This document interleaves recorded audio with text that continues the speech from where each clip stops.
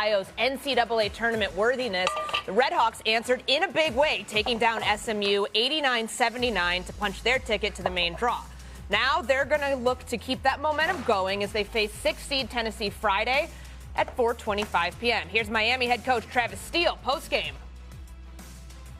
I mean, we had to basically be perfect in the whole regular season to get an at-large.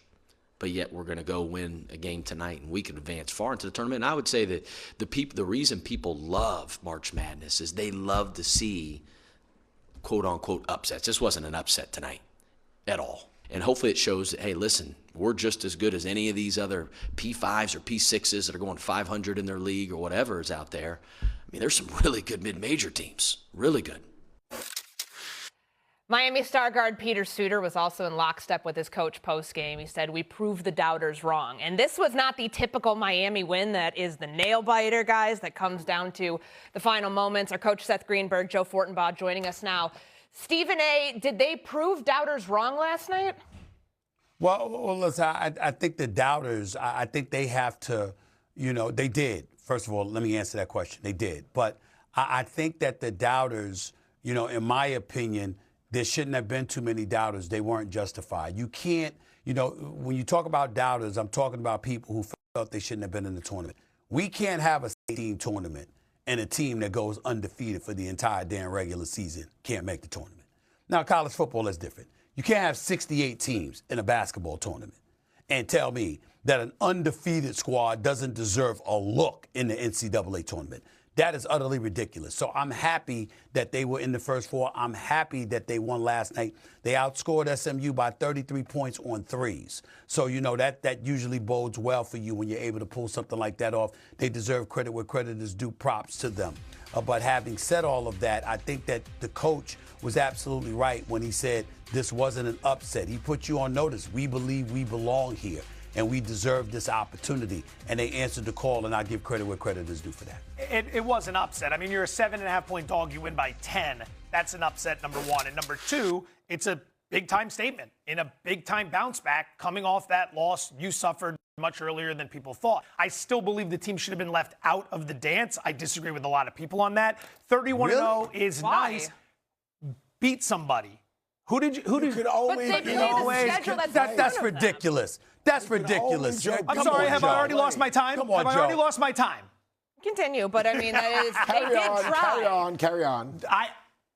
It was a great answer. 31-0. We're all fixated on the 31-0. Go through any metric out there that weights teams. If you want to use KenPom, if you want to use Torvik, and I know there are a lot of people right now who are going to stare into the camera and look at this segment and think to themselves, we don't want to hear about the analytics. They were maybe 85th, what are you talking about? 90th, maybe not the distinguished gentleman to my right. The point is, it's a good team. It wasn't a great team. They beat up on a bunch of nobodies throughout the course of the year. They stacked the 31-0 record. They stepped into a conference tournament that had one quality opponent that they didn't even face because they got beat before they could even face that team, and that was Akron. Now, they've won. They've earned their way in. They're shutting people like me up, but I still believe, despite the 31-0 record, they weren't good enough. So their body of work, you can only play who's on your schedule. You try to schedule games. If you can't schedule games, you play who's in front of you. And what they were, they had perfection. Until the conference tournament, 31 consecutive wins. But forget about that.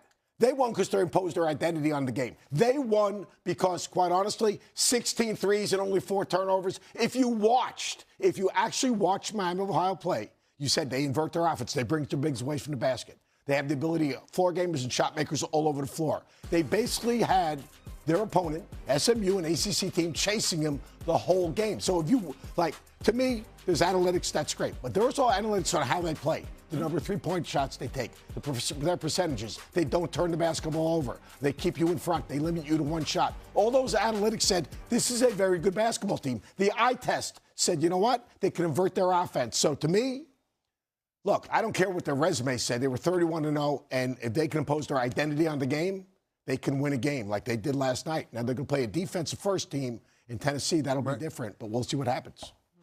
Well, this is the part that annoys me about what Joe Fortenbaugh has said this morning. First of all, every team in the NCAA tournament ain't a great team.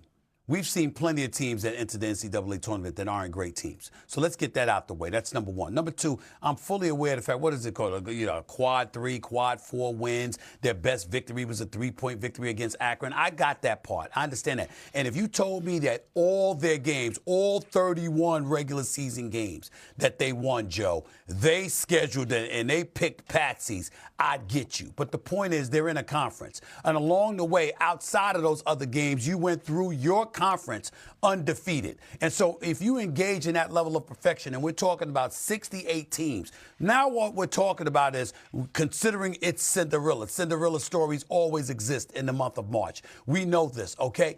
You don't deserve a look. You don't deserve an opportunity to go out there and compete in a 68-team tournament. Again, if it's college football, I'm not making that argument. I totally understand it. 12 teams, that ain't good enough. You want the best 12 teams. I understand that. But in an age where you could suck, but you know what? You win your conference tournament and you can enter the NCAA tournament, okay? Or you could find yourself in a situation where you're an average team, but you're still making the NCAA tournament. A team that goes unblemished for 5 months throughout an entire regular season deserves an opportunity to be seen in March in college basketball. That's the principle of the position that I'm talking about. I don't really like how I got sandwiched between the college basketball coach and the big mouth, but we are where we are. And I got to be a big mouth. I got to be a big mouth. Actually, with my dental work, I have a very small mouth. But that's okay. You know what I'm saying? Joe, I just want to point out one thing. Jonathan Holmes, their associate head coach at Miami, did say that he was turned down by 75 to 90 teams that he reached out to trying to schedule harder opponents on the roster. Glad you could get in on the fun as well. Just jump on in. I want to see that transcript of calls. All right, keep it here. Coming up next, last year there were 4 1 seeds that made it to the Final Four. This year might be a little chalkier. How does our crew see it? Plus, the East region is loaded with talent and legendary head coaches. Which one would we want leading our squad? Many different answers here as First Take rolls on.